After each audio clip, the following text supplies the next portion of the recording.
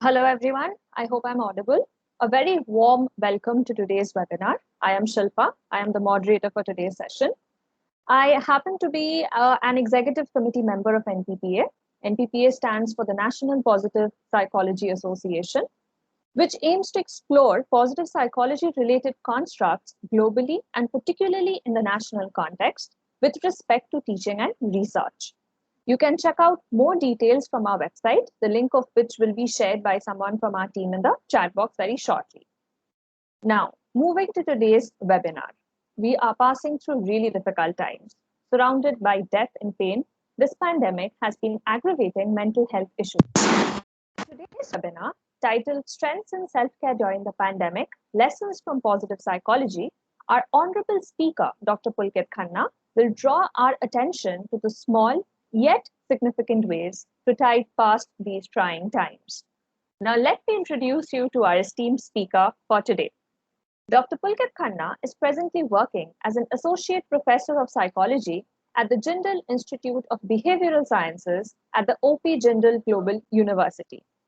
She has garnered a multidisciplinary professional experience, including teaching, research, and training over the past decade. She is also certified in positive psychology from NIMHANS, Bangalore. She attained her PhD in psychology from the Department of Humanities and Social Sciences, Indian Institute of Technology, Delhi. Her doctoral research pertained to classroom-based interventions among Indian school students, which saw her engaged in research and implementation of positive psychology interventions across diverse school settings. She is among the founding members of NPPA and is currently serving as an executive committee member. With her rich experience in the field of positive psychology, it is indeed our pleasure to welcome ma'am today. Without further ado, I'll take a moment to introduce the topic on which Dr. Pulkit will be speaking today. The ongoing pandemic has brought an onslaught of physical, emotional, social, and economic hardships. Alongside its physical health repercussions, the World Health Organization recognized the seeds of a mental health pandemic.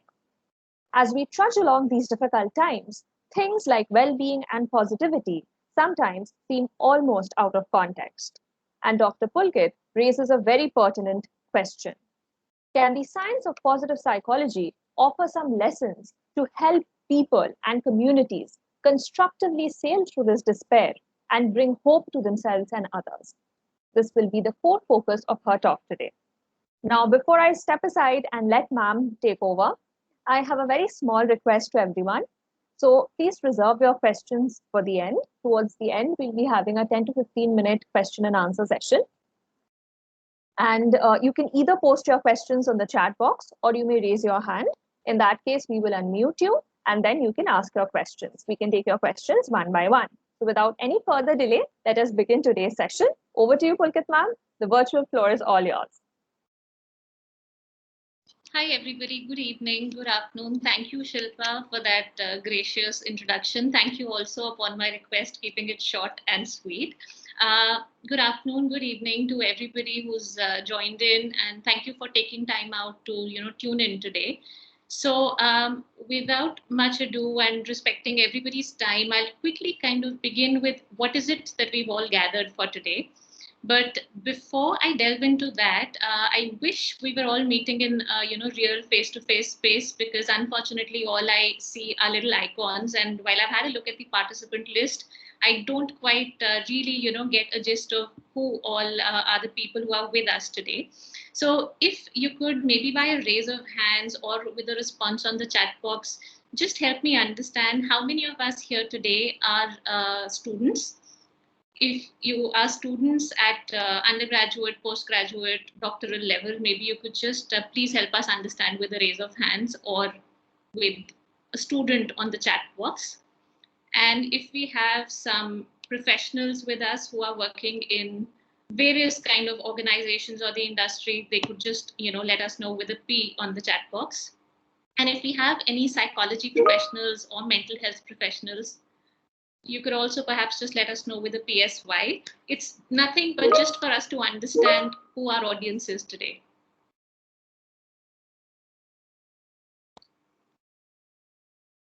Okay.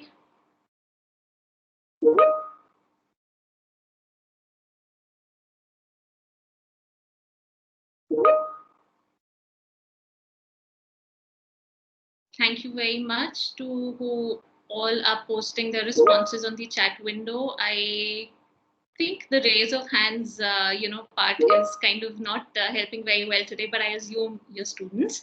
And thank you. I think that just gives us a good idea of how we have a mix of, different representations here. So with this little background, I, will go on to share my screen. And as I do that, just to set the tone for our conversation today, I wouldn't really want to call this a lecture because that's not what the intent behind this is. It's somebody who is, we're all in this together, as we've been hearing for the past about 15, 16 months now. So as somebody who is indeed a part of the same situation, and as I speak with you today, I'm speaking out of a micro containment zone based in the National Capital Region. So this is to say that yes, the struggle is real, and the negative emotions, the distress that we are all experiencing are real. But in the middle of that, what is it that the science or this field of positive psychology has to offer us? So through the, I'll request you to please lower your hands at this point unless you wanted to share something. And thank you for everybody who's still posting their responses on the chat window. Now, over the next half an hour to 40 minutes, the idea will be to talk a little bit about the situation that we find ourselves in, and from there move on to what is this whole discipline of positive psychology in terms of what is it that it has to offer us right now. And finally, the larger chunk of today's chat or conversation will be focusing on some more practical, more sustainable strategies that we could hope to take forward for our own respective spheres. Now, everything's not for everybody, but the idea is just to offer a bunch of strategies, and everybody's, of course, at their discretion, willing to see what is it that works for you, given your situation, given your context in life, and so on. I will just make a quick request to the moderator. I seem to be having some trouble sharing my screen at the moment. So if, maybe you'd like to just take on for a moment, I will rejoin this meeting room. Sure. Thank you.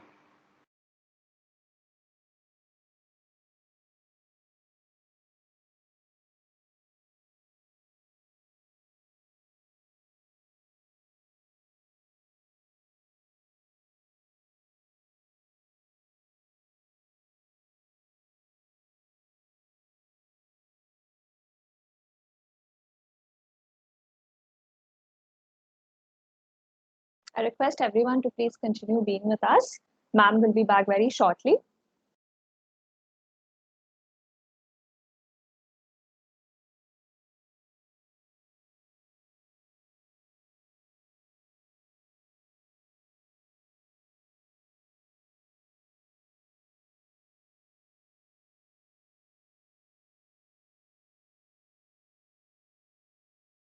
In the meanwhile, you can also check out the website of NPPA. We've shared the link of the website in the chat box.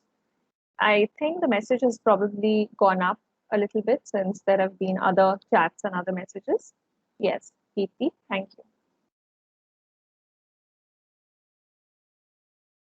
Shilpa, is my Yes, screen? ma'am. Yes, ma'am. Absolutely, it's visible. All right. Thank you, and sorry everybody for the interruption, but I think this is a wonderful sort of example of this is just how life is. I mean, despite being best prepared, just 10 minutes ago we were doing a dry run, but this is what happens. So, all right, coming to strength and self-care during the pandemic and lessons from positive psychology, let's just take a moment to talk about where do we find ourselves at present. Now, I wouldn't waste anybody's time or energy to state the obvious. We all know that there's been a global pandemic that's been impacting each of us in many, many different ways. What started off as a distant global pandemic at somewhere around the start of 2020, now, as we sit in the latter part of May 2021, it is something that has deeply personal implications for each one of us. Somebody is impacted financially, somebody is impacted physically, somebody is impacted emotionally, and there are just so many different ways in which different lives have been touched, but in rather adverse ways. So, When this whole situation started panning out in early 2020, the World Health Organization also sounded off the seeds of a mental health pandemic, where it seemed that this whole idea of the new normal, which honestly, if you ask me, it's rather abnormal, the way we are sort of forced to be restricted, constrained in certain spaces, to really try and restrict a lot of our basic urges and generally work in under too many constraints. There is certainly a bunch of mental health challenges that seem to be emerging out of this as well. So, when we talk of implications, let me show you this rather unflattering picture of the otherwise very good looking Mr. Barack Obama. Now, if I may ask you, if you continue to look at this picture for a few seconds, what is it that your default response is? What does this make you seem to do? Shilpa, I won't have access to the chat window in case there's something. Yes, ma'am. We just received a response, one of whom, Madhulika, says it will cause boredom. There are other responses such as exhausted, lack of sleep, boring. Okay. Rephrase my question. I'm not asking you what Mr. Obama is feeling, but I'm saying when you look at this, what is it that you find yourself reflexively doing? Now, Feel like yawning. Feel like yawning or feeling a sense of boredom. And while I was even putting this together, looking at a bunch of images of people yawning, I couldn't quite stop myself from doing the same thing. So the point that I'm trying to get at is actually about something called emotional contagion and secondhand stress. So allow me to take a moment to talk you through this, that our human brains, which is this wonderful, sophisticated machinery, has this bunch of wireless networks called mirror neurons. These mirror neurons have this tendency to almost reflexively imitate what we observe or see around us. So when we look at somebody yawning, we often just reflexively tend to yawn. Or when somebody smiles at us, there's a tendency to smile back at people. And this capacity of our mirror neurons is actually something that gives us as human beings the ability to be empathetic, the ability to catch on these cues.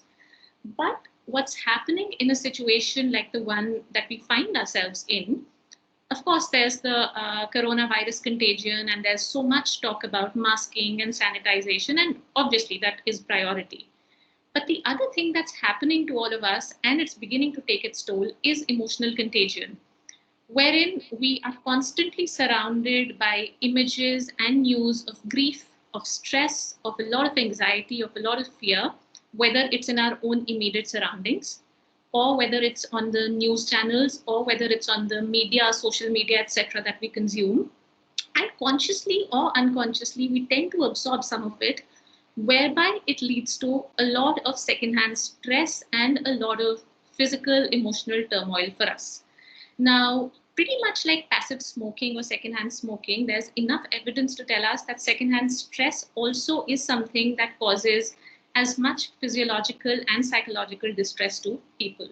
So please, do not get me wrong. I'm not at all discounting that many of us, many of us are at, in situations where we are genuinely immediately affected. But in addition to that immediate effect, if you take a moment to reflect, you'll realize that there is a lot of secondhand stress that's just getting consumed because of what's around us. Another implication, which is this blah feeling, or the meh feeling, as millennials often call it, which is now amply recognized by mental health experts as languishing. Languishing is these days commonly touted as the neglected cousin or the neglected middle child of mental health, where you are neither really depressed, so you're not somebody who needs to go take professional help because you're not clinically depressed. But at the same time, you're not quite yourself either. So the reason I took the liberty of, pulling this little image here, because with a lot of people in my own network, colleagues, friends, whoever we've spoken to, there's this complaint that I feel like I'm, working on reduced battery. I'm not quite myself. I'm dragging myself through the day. The motivation to do things is less. which is also closely linked to the third implication that I'd like to talk about, that is burnout. For students, for professionals, for people in academia, I think we all know that the struggle is real, where the days seem to be merging into each other, where there's hardly any difference between what was earlier a weekday and a weekend, or the calendar changes, the month changes, but nothing really seems to change very much. So this is a very, very quick roundup of the kind of implications that many of us have been experiencing. Now, so far, I've hardly spoken about anything positive or helpful. So I think it's time I correct that and move on to the next segment where we talk about what is it that positive psychology could talk about in this particular context. So I am assuming from the responses we got in the beginning, many of you said that you're either faculty at certain colleges or PhD scholars. So perhaps a lot of people have an idea about what is positive psychology. But just to bridge any gap, it's nothing but the scientific study of what makes life most worth living. For those of us who represent different backgrounds or who may not come from the discipline per se, it's nothing but that aspect or that branch of psychology that is looking at flourishing, that is not necessarily looking to address or remedy problems, but really trying to identify what is good and how do you make that better. So in the context of the pandemic, here are two very important things that I thought are worth bringing to today's conversation. The first one being that mental distress and mental health coexist. I'll say that again, that they actually coexist and they do interact. So what I mean when I say that is that you don't necessarily, it's not like an either or situation always. In fact, it's more like a continuum where most of us in most situations of our life can be somewhere along that continuum, and it's not really always a black and white situation. So even in the most difficult, in the most challenging situations, there is definitely a possibility. In fact, there is high likelihood that flourishing and mental health and well-being can very well exist. Just to drive home the point, I did not want to make our conversation very theory heavy or research heavy, but just to quote a recent research from last year, where they found that medical professionals or frontline workers in the US, when they were studied in the latter part of 2020, many of these doctors reported that although they were physically exhausted and their bodies were, taking a toll, they said that this is perhaps that one phase in their life where they reported the highest sense of purpose or meaning in their life. In all of those years as medical professionals, this was one phase where they reported feeling the most significant in terms of what they were contributing, and that was a great feeling. So this is just to drive home the message that the two don't have to be either or, and which is why we could find strength even in times like this. And the third thing that you see on your screens, how positive psychology can contribute to our lives and to our strength and self-care, is through these three Bs or these three mechanisms, which is buffering, bolstering, and building. Now, in simple words, what this is, of course, quoting very contemporary research, but what I'm trying to say here is that certain aspects or certain mechanisms, if we were to imbibe them from this field and this science, they would really help us be more resilient, so that if we were to fall prey to a difficult situation, it would impact us less heavily. Secondly, our chances of succumbing and falling prey to the mental health pandemic would be that much lower, because it's literally like a buffer. It's that wall that you're building around to strengthen yourself. And finally, in the process, it's also about building certain resources, whether it's social resources by reaching out to networks, whether it is building emotional resources, whether it is just buffering your own leisure, hobbies, etc. But there is multiple mechanisms of buffering, bolstering, and building that would help us in this journey of strength and self-care. So moving on to the more practical, doable strategies, and this is the part I think I'd like to focus on the maximum for the remaining part of our conversation, which is in terms of what is it that we can take away as individuals, as groups, as communities from this science. So where can we find happiness? Now, those of us who are familiar with positive psychology would be, of course, familiar with this, but for everybody, Perma, and now supplemented with this H, positive emotion, engagement, relationships, meaning, accomplishment, and health. These six broad dimensions or these six broad domains are the framework of where human beings find their happiness and well being. So it is widely accepted and acknowledged in what was originally proposed by Seligman that no matter whether you live in Delhi or Calcutta or Timbuktu or the US, or whether you are a young person or an elderly person, if you are doing well in these domains, the chances of you being happier and higher on well-being multiply tremendously. So if you experience more positive emotions, or if you have a higher sense of engagement, by engagement, I definitely don't mean the one with the ring in your finger, but the one where you have a sense of being involved in something, where there is a sense of enjoying certain activities. Positive relationships is, of course, fairly self explanatory. Meaning in terms of a sense of purpose. And finally, accomplishment in terms of a sense of achievement. We all know that it feels good to, tick that thing off your list or to have a sense of achievement. But a little word of caution here. When we talk of accomplishment, it does not necessarily have to be tied to an external hook. So, for example, if I were to derive my sense of accomplishment only and only when I get a promotion at work, it's great. However, then I've already given the keys to somebody else. So, while that sense of accomplishment is important, but if I completely rely only on external validation, then that's a tricky territory. And finally, health, which I guess more than ever before now needs hardly any convincing that this is like a hygiene factor. This is baseline. This is something which is a prerequisite to be able to find happiness in various other domains. So really nurturing, I'd say that if we are like gardeners, because that's a metaphor that was there in the abstract that Shilpa also spoke about, that if we are like these gardeners and we try and nurture ourselves in these six domains, we will be well on our way to finding some degree of happiness. So coming to some simple sustainable strategies, a little disclaimer like what I said about 15 minutes ago, that everything is not for everybody. Also, I will not be talking rocket science at all, right? So some of you might actually find this very, very, very elementary stuff. But I thought it's worth sharing because there are so many things that we all know and yet we don't do.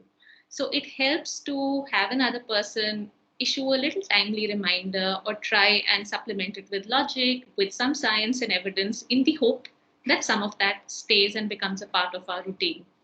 So in these simple sustainable strategies, most of which, if not all, are backed by science, the first one and the most important one is sleep hygiene. I thought about whether this should find a place in our talk today, but then I thought, why not? We all know that when we've not slept enough, we are vulnerable to too many things going wrong.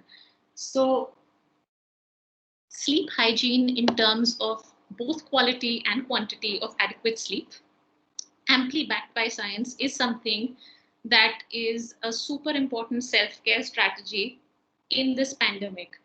Just, maybe nobody needs to respond, but just think about it yourself. How many of us have found this aspect compromised over the last year or so because the sense of routine has completely got compromised because there's no fixed time when one needs to leave for work? Because for those of us who are working from home, who have the privilege to work from home, the responsibilities of home, family, work, household work, it's also blurred that a lot of people actually feel that the only time that they have to themselves is late in the night.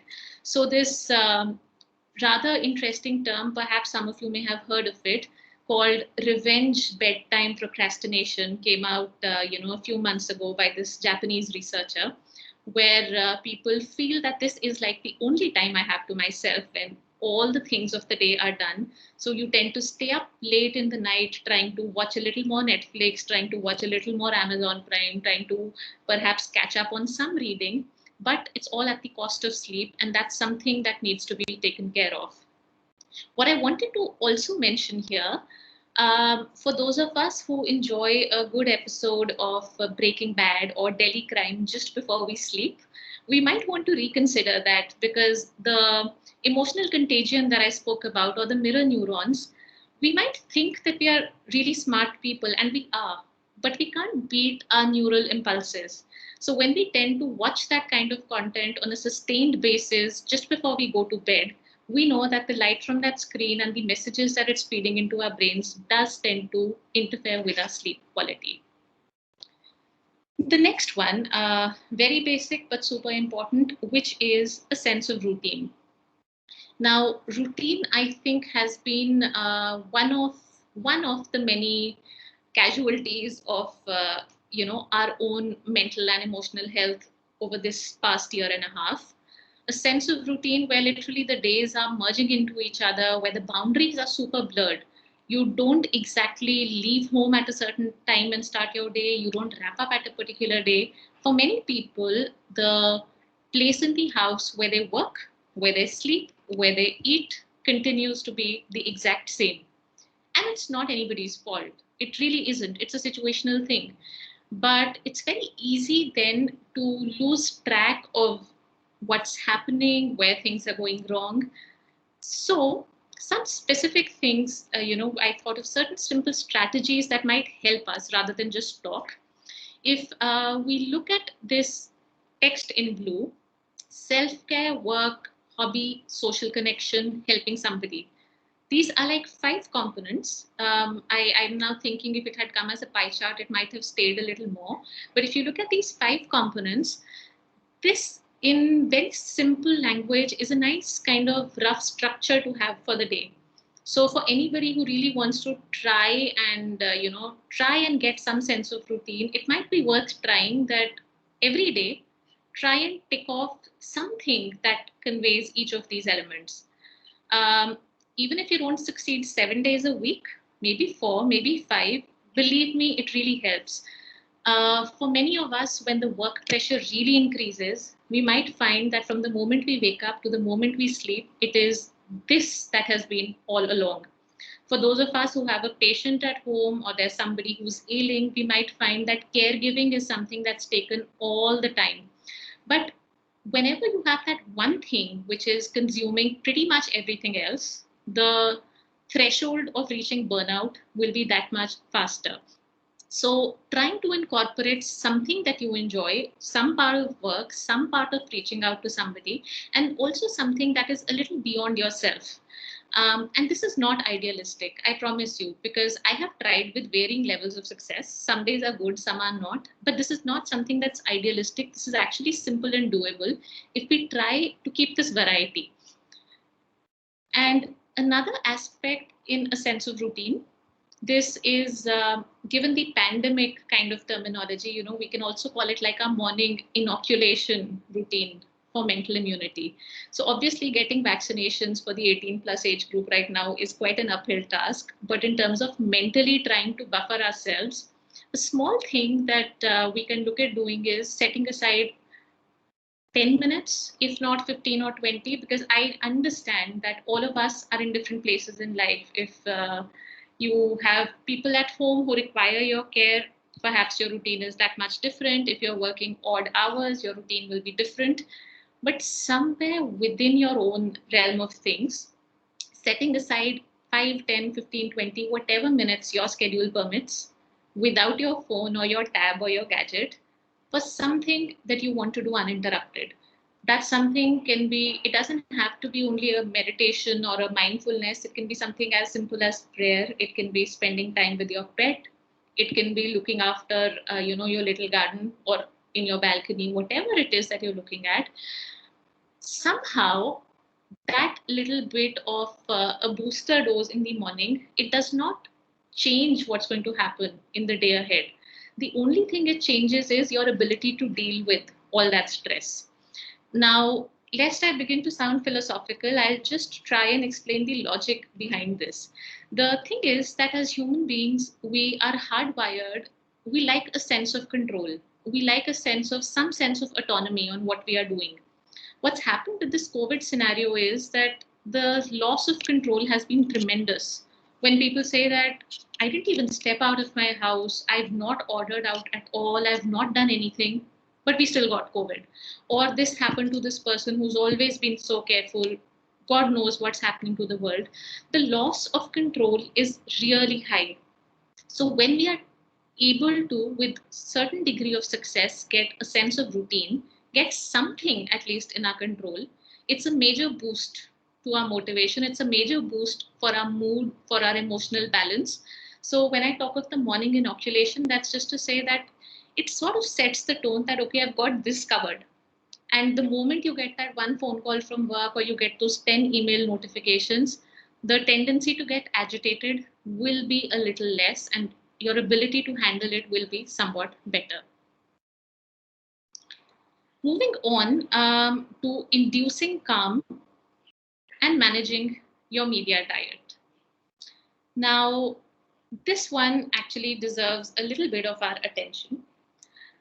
Let me ask all of us who are present here today that if you look at any primetime news channel, whether in English or Hindi or any vernacular, what does a primetime news channel look like, the screen, to you?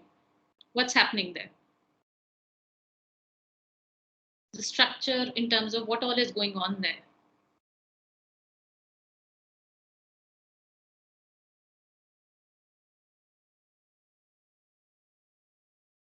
You're welcome to unmute yourself or post on the chat window, whatever you might prefer.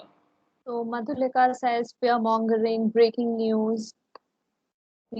Have we received any other? Okay, so far these are the two responses that we've received. Okay. Creating a sense of fear.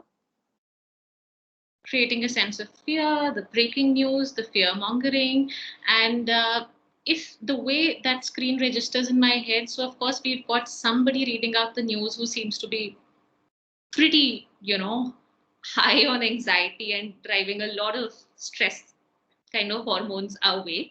But even if they're calm, you've got one ticker that's throwing some breaking news at us. There's something running at the bottom that has a toll of the death count in various states. And while all that is happening, what strikes me as very odd is in the middle of that, you might have one strip that will start selling you a luminous inverter or a Cisco LED bulb in the middle of that. Similarly, when you're watching, your feed on Facebook or Instagram or whatever is the social media poison of your choice, when you're scrolling down that, you might find a very, very morbid and rather upsetting video of somebody losing a loved one, some very, poignant image of seeking a donation. And within like less than a fraction of a second, you scroll down to find the video of some happy dancing people. That kind of conflicting imagery and that assault on the senses is something that we are culturally being fed, but it's not something that as human beings we are meant to consume. It's become so natural that many of us don't even realize that it's odd. When you look at this 9 p.m. news broadcast, there's somebody who's shouting their guts out and telling you that this is what's happened in different parts of India today. And in the middle of that, somebody pops up and says that this is the Whirlpool AC that you should invest in. It's quite bizarre. And while as human beings, we become a little numb to it, we don't really react. But remember, we are processing that information. There is definitely not a sense of calm. There is a lot of unrest and restless energy, which somewhere some people are able to kind of block it, but many young people are really internalizing, which is why if you've found yourself complaining or younger kids of a shorter attention span, very quick boredom, mood swings, etc., because it's bound to happen. The other thing about multitasking, which is a cultural myth of how it makes you super efficient. So I'm doing multiple things at the same time.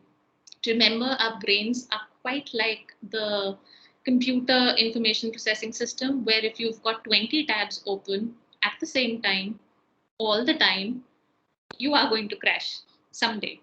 If you are super strong and super resilient, even if you don't crash, your processing is going to get slower. So it's something which we need to talk about more often, and we need to realize that there are times when it's the need of the hour. But there are times when it's not required. That urge to, toggle between too many different things at the same time, which are involving the same cognitive, modality, which are challenging the same parts of your emotional and mental capacities, is leading to overload, which can lead to burnout. So, what then do we do? And why am I talking about it here? Because particularly during this pandemic and the kind of coverage and the media, what I won't say that what the media is feeding us is wrong or unhealthy, because that's like a larger debate which does not fall in the purview of our conversation today. But as individuals, what we can definitely choose to do is to try and manage our media diet. Just like some of us are careful about the carbs and the proteins and the macros and God knows what all, similarly, even in terms of the media diet, if, and this is just take it or leave it at your discretion, but if you feel it gets overwhelming for you, it might be worth taking a break. If you think that there are certain people, certain sources where the impact on you is dysfunctional and not functional, it might be a wise idea to block, mute, snooze for a while, and just reduce that kind of consumption.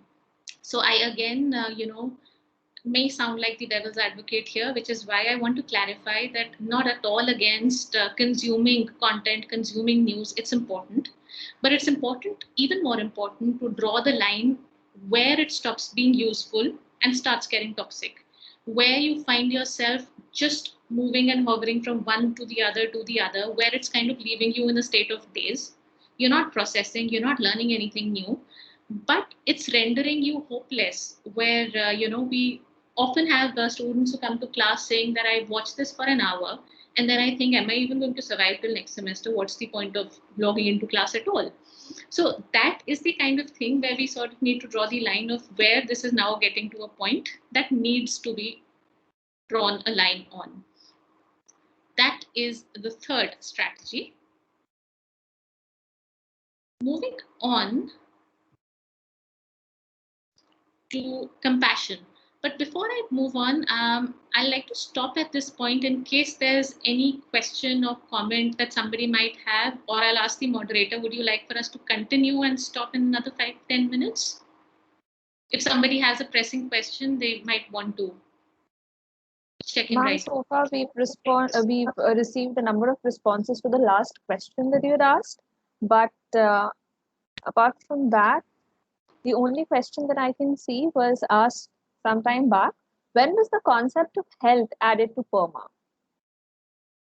You had shared the reference, I think, on the slide.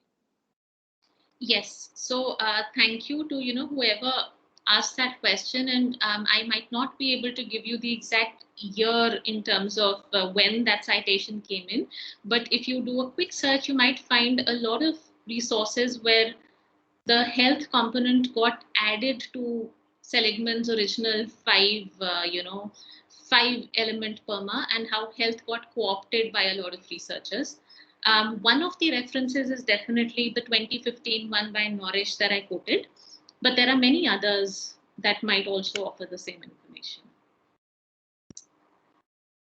Yes, ma'am. Apart from that, I can't see any questions. So maybe you can.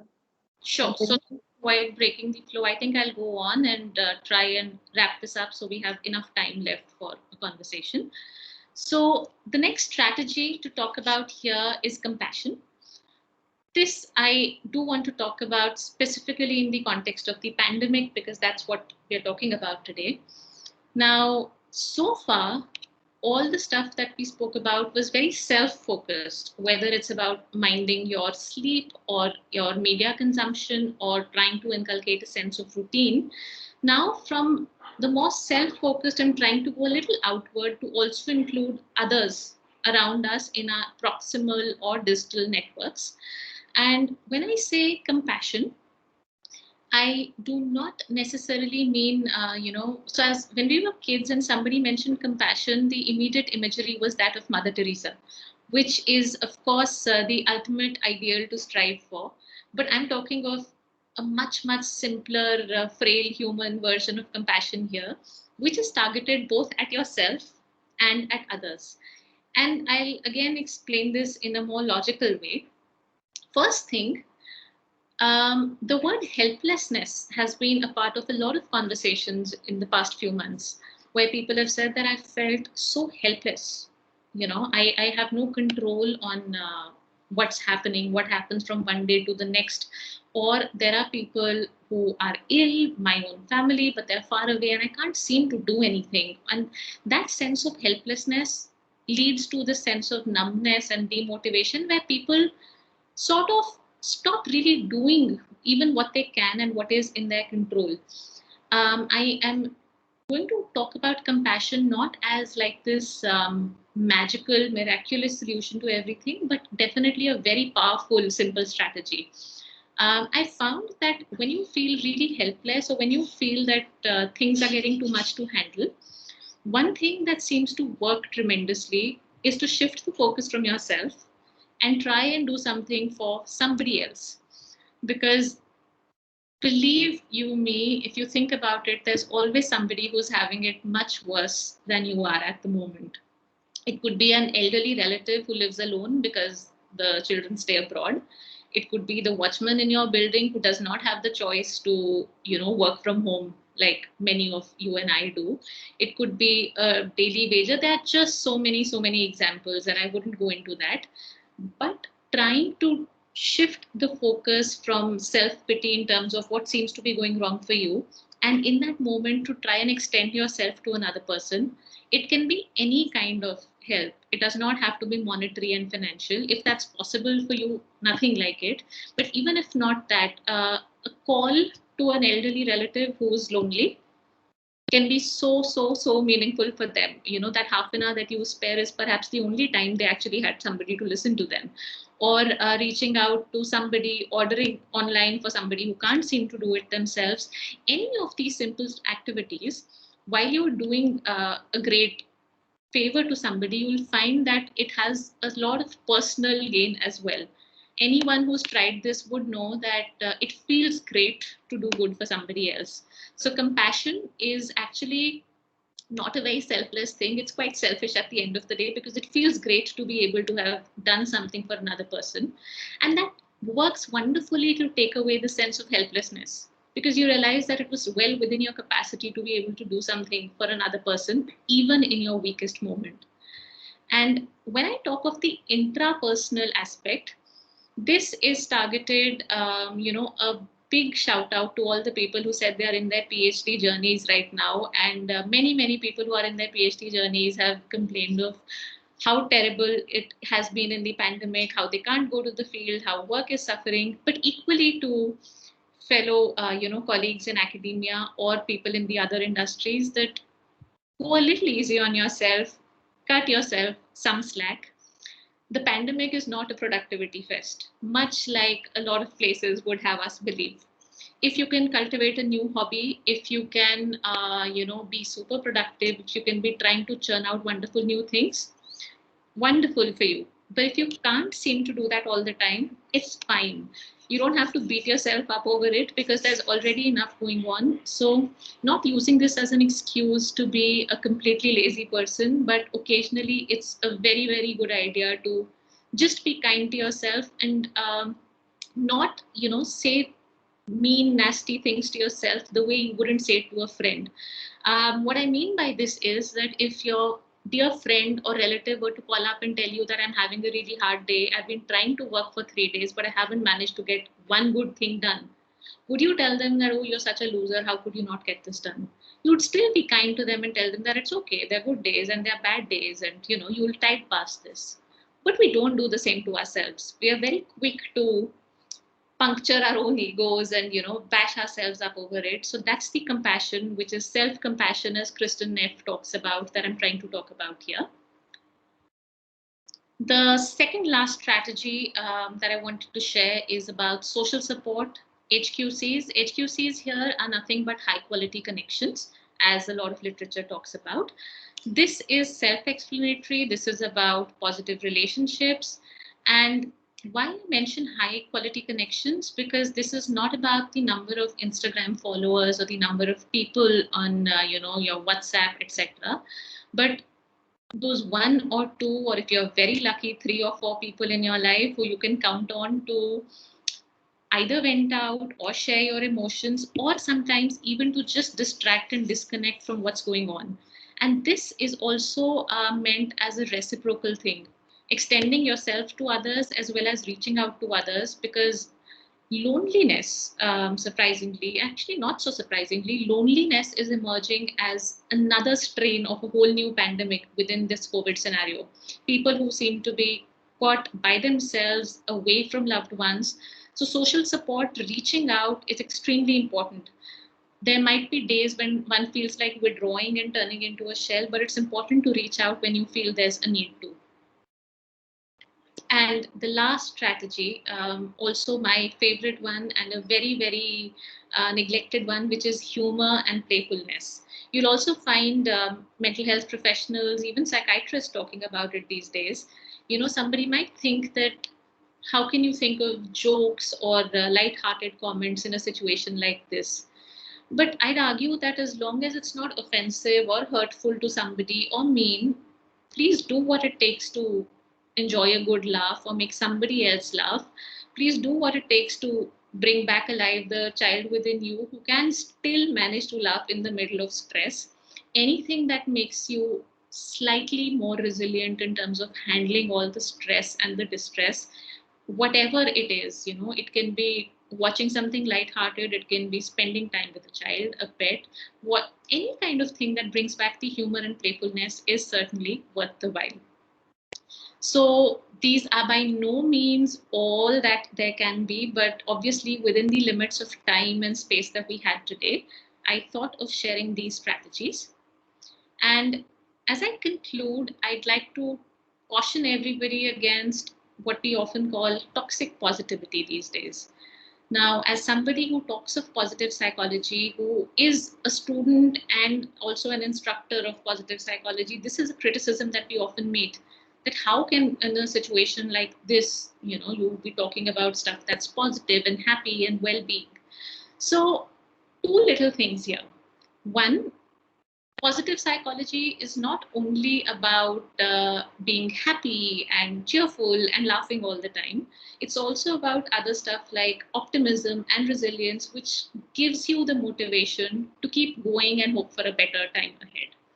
Secondly, negative emotions are a healthy coping strategy. So please don't let anybody fool you into thinking, you know, the kind of good vibes only, and you have to keep your chin up and smile through all of it. It's fine to have a bad day. Remember when somebody loses a loved one and they don't have a single tear to shed, how people worry because they're not grieving, because they seem to not, because grief is the normal emotion, it's an adaptive emotion there. So similarly, in a stressful time, in a difficult time, negative emotions or unpleasant emotions are a healthy strategy. Fear, guilt, anxiety, they're normal. So it's really okay to not be okay. The only cause of concern is where you feel that it's beyond your capacity to handle, where it's getting dysfunctional. That is a time for somebody to reach out for help and try and manage this spillover of negative emotions in all aspects of our life. So I would like to close my part of the conversation with this little image that you see on your screens. Um, Let me tell you a very short story about this image. This was taken by Steve McCurry, this very, very popular American photographer who's been featured on the National Geographic covers very often. This picture was taken somewhere in Rajasthan when he was driving, by in his taxi, and the desert state had got a very, very massive dust storm. So when that dust storm hit them, it was almost like natural calamity. He saw these bunch of women huddled together, and while they are huddled together, they are also singing some folk song, which of course this picture is not able to tell you. But if you read the description of this picture, it talks about how that folk song is also talking of happy things, because this desert storm is also a harbinger of rainfall, which in the state of Rajasthan was something that they were desperately looking for. So I thought this image, in a very simple but beautiful way, captures the human spirit of how we can find reasons to cheer and be happy in the gloomiest of moments. and how there is strength to be found in togetherness. The reason these women are huddling together because the intensity of the storm is so high that they can't seem to even stand on their own 2 feet. It's only when they huddle together in a group are they able to brace the force of nature. So there is a lot of strength to be found in togetherness and finding reasons to hope and cheer for. And with that, I will close my presentation. I hope I haven't exceeded time. So thank you, and I'm open to any feedback and questions now. Thank you, ma'am. Thank you so much for such a relatable session. Not only was it insightful and pertinent, but it was very relatable, I would say, because whatever you highlighted from revenge procrastination to toxic positivity to what you said about the media, especially the social media content and the news content, I think many of the participants also related to it because when you were talking about the media content, we actually received a lot of responses from a lot of people who had very similar comments to mention. Now, ma'am, we'll very quickly move to a few questions which have already come up in the chat box. So, there's one question which has been asked by Mohsin, who asked, how can we avoid the subconscious impact of media diet on our children? Okay. How can we avoid the subconscious impact? I'm sorry, I don't know the name of who asked that question, but I would say that the best we can do at this point is just to try and manage the intake. What it does once they consume it is slightly difficult to access, but what's well within our control is to manage the input or the intake. So that's why things like the child controls and all of that is so much in place.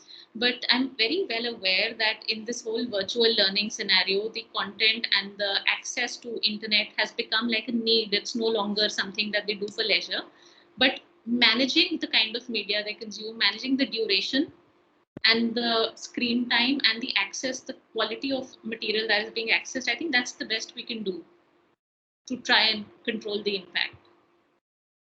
Another participant, while thanking you for such a useful and knowledgeable session, he asks a question. He says, what should be the common suggestion or advice which will be useful and understandable for all common people to overcome and enhance their psychological and emotional well-being beyond our theoretical knowledge?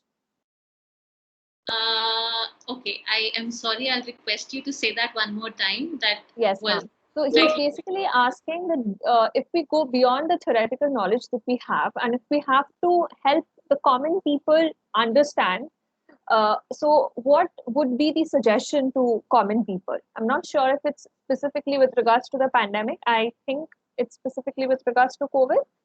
So, so how do we help them enhance their emotional and psychological well-being?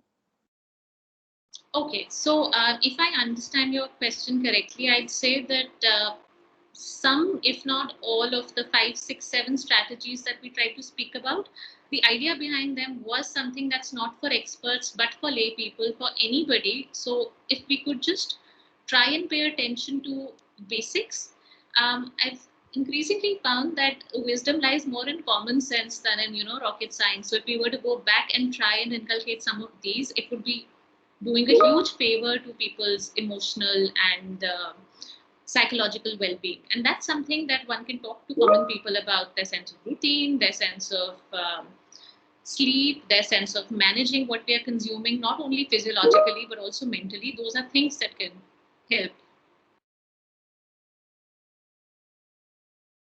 Okay, just a minute. All the questions somehow disappear, or it's my internet connection. Yes. So this overemphasis on being productive during the pandemic seems toxic to me. Can it be termed toxic productivity, or is it denial as a coping mechanism, or is it a result of capitalist mindset? Okay. What I would say is that I partly agree, and I share the sentiment that you're saying, but I'd say that it is a bit of everything. It could be some level of a coping mechanism, it could be some level of a capitalist mindset, and it's very difficult to put it in just one sort of a frame, because for some people, if it's a self-motivated productivity fest where For example, if I feel that spending all my time doing something helps me keep my mind off something and it helps me be productive, by all means, I can go ahead and do it. But if the motivation is coming from, hey, everybody else around me has done so much and I could barely manage to just keep myself afloat and functioning, that is perhaps more toxic. The other part about the capitalist mindset, I do agree with you there, and unfortunately, wouldn't have a solution to offer to that, because those are more cultural, social conversations that need to have, where how organizations sometimes are increasingly thinking of this as a time where people can be more and more productive. I've heard conversations like, you're not spending any time commuting these days, so you might have more time at hand, or how a lot of time that gets wasted in XYZ is now completely there for work, so you can be more productive. So while those things are, distressing, what I'd say is that at least each one of us individually in our circle of influence can try and be a messenger of change in whatever way possible. For those of us who are educators, it might be a good idea to have slightly different conversations with students. For those of us who are in professional industrial spaces and have people working in our teams, it might be a good idea to change our approach a little. So if I could answer your question, I guess this productivity pressure is a bit of all of these forces, and there is really no one single magical solution to it. But perhaps each one of us doing what we can to resist it and change it might be a good place to start. Prerna asks, how to help someone struggling to find a job during the pandemic? How to help somebody struggling to find a job during the pandemic? I understand that your question is a very sensitive and practical one, but I really don't claim to be an expert on this. The only practical advice which you see floating around a lot is of people reaching out on LinkedIn, reaching out on social support networks, which is the only way I can think of relating it to our conversation today. That social support networks is something that one could rely on for this kind of a situation. But other than that, it would really depend on the person's own qualification, the kind of job or the industry that they work in, and clearly, I wouldn't want to make light of that and give a simple solution. And last, I think this is perhaps the last question that we will be taking. So, ma'am, this is a question again which is a bit specific. Why do females have more emotional instability than male counterparts? It is shown in various researches worldwide. In this circumstances, with regards to the pandemic, how do the female candidates show more self-care in the companion of males? So I think it's a question that relates specifically. I'm not sure if it's with reference to a particular research. So why do females have more emotional instability than males, as has been shown in research? And how do female candidates show more self-care in the companion of males? I think the question, the last part of the question is actually a bit unclear, but regardless of gender, I think everybody needs support, at least at this point of time. I'm very sure with if you would have any comments regarding that. No, I guess you summed that up well, Shilpa, that this is not really like a gendered issue.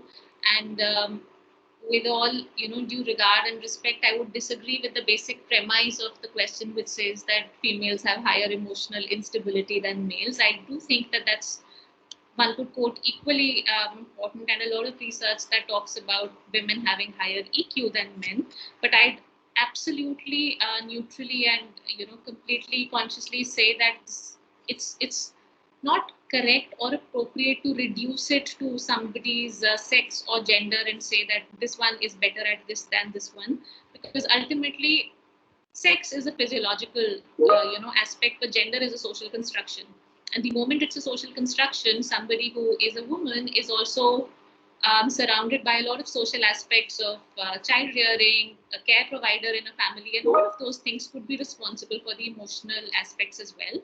So I think it would be a more balanced approach to keep gender out of it and just look at strength and self-care as human pursuits and not gendered ones. Right. Thank you, ma'am. Thank you so much for answering all of the questions so patiently. We have a very small request to all the participants. So, very soon we'll be sharing a feedback link with all of you in the chat box. So, we request you to please fill in the feedback link. And as for participants who are members of NPPA, all of you will be certified. You will be receiving the certificates shortly within 2 weeks' time. So we'll be sharing the feedback link very shortly. We request you to please just stay back for 2 minutes and to please fill in the link. Okay, now ma'am, getting back, since you can't see the chat box, so I'll just share this with you. I can spare you the trouble. I'm not sharing my screen anymore, so I can see the chat box. Yes, there are a lot of positive responses. And Jalendu ji, we'll be getting in touch with you once the webinar is over, and we'll definitely answer your questions with respect to professional support, etc. Okay. One question that I saw from Neera Pant, in case we have a moment to address that. Somebody asked about empathy and compassion, and which of the two will help better in coping with stress of the pandemic. So I would, personally say that why would you want to pick or choose? If they're both available to you, please maximize your resources and use whatever it is that helps you cope with the pandemic. But having said that, empathy would certainly be more other focused, where you'd be empathetic towards other people, while compassion could be both inward and outward. So utilizing the best of what you have to try and function to the best of your abilities, why pick and choose? Because they don't come at a cost. Right. So with this, we come to the end of the question and answer session. Ma'am, thank you so much for being here with us today, for giving us your time, for answering all of the questions so very patiently, and most importantly, for such an insightful session and for such a relatable session and a very pertinent one. Because during the first phase of the pandemic, we had a lot of webinars. And during the second phase, during the second wave, we really needed another session. So thank you so much. And lastly, we would really like to express our gratitude to everyone who tuned in today. Thank you so much for being here with us. And we really hope to see you even in the next sessions. Before we leave, we again request you to please fill in the feedback form in case you haven't. And that's it for today. Thank you so much. Take care, stay safe, and we really hope these days of gloom will be over soon. Thank you, ma'am. Thank you so much. And thanks to all the participants. Thanks.